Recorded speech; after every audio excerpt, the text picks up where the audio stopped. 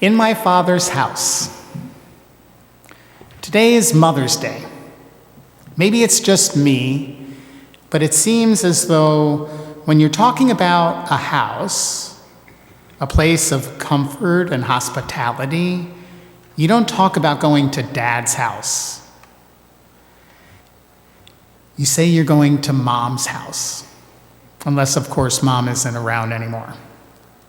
I know when Sandy and I talk about going to her parents' house, we say we're going to her mom's place. Her dad is still there. As he says these days, he's going on 92. He says, "I'm still here." Well, even though he's still here, we say we're going to Mom's. Maybe I'm being stereotypical, but I associate warm, loving, comforting place full of hospitality and good food and chocolate chip cookies with Mom's place or Grandma's place. But here in our reading, Jesus says, "Do not worry, do not be afraid, for in my Father's house there's room for you." Last week we talked about how comforting the 23rd Psalm is, that it is often chosen for funerals. So is John 14. The 23rd Psalm gives us comfort when we are facing the unknown, and maybe it's through the protection of the Good Shepherd. Jesus' discussion with the disciples in John 14 offers us something else. Something else that the disciples who are concerned about: a place to stay, a place to be. For years, Sandy and I lived in a parsonage. There were pluses and minuses in living in the church's property, but as a whole, I didn't have any problem with it. Some of my colleagues who finally got their own homes remarked how different it was, how different it made them feel. But I couldn't relate. Although Sandy would say, "Where are we going to live when we retire?" When we got to Cannon Falls, we bought our own home, and my colleagues were right. It makes a difference.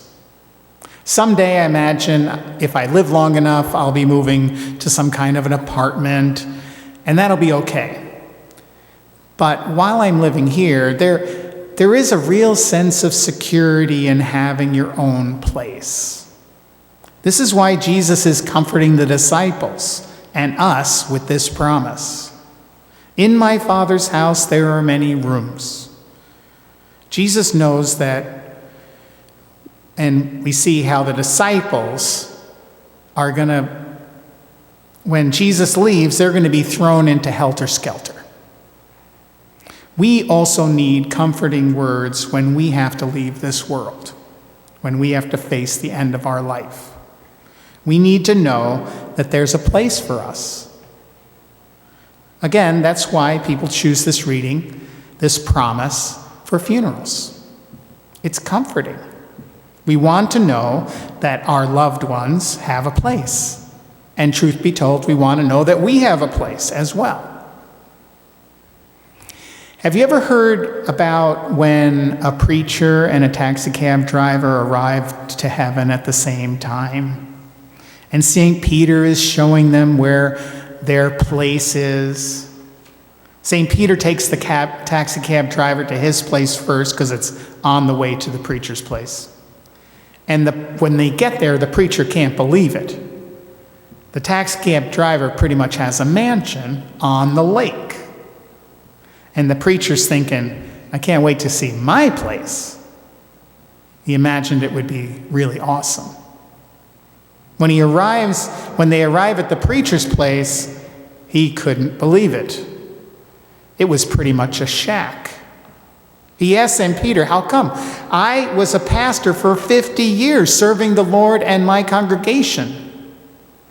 St. Peter said, "Well, it all has to do with results. When you preached, people slept. When the taxi cab driver drove, People prayed. As I talked about in the Wednesday message, the promise goes beyond a place, a physical place. When Jesus says, "In my Father's house," the word house in the Bible can also mean family. The house of David means David's family line, his descendants. Plus, the Greek word is better translated as dwelling places than rooms. What this means is that Jesus is comforting the disciples with the promise of not only a physical place, but a relationship with him. A relationship that will not end. We are the family of God. We are part of God's family. Jesus is promising that he will be with us. But it gets better than that. This promise isn't just about the time after death. This promise is also about now. This promise of Jesus is about being with us now and always. And it gives us comfort, confidence, and peace, not just at the time of death. This promise is for right now, even during the stay-at-home order. Like in baptism, the promise isn't just insurance when you die.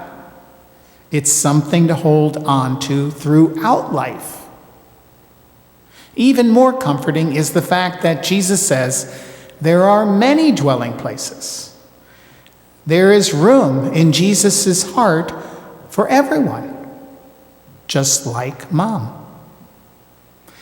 This week, we had the graveside service for one of our members, Janice French. During that service, her kids were talking about her.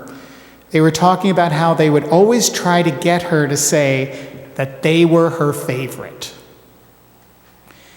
She wouldn't have it. She would say, "No, I love all my kids." Jesus, of course, is no different. Jesus loves all the children of the world, young and old, red and yellow, black and white. They are precious at his sight. That's why there's so many rooms, so many dwelling places. There is a place for you and for me now and forever. Amen.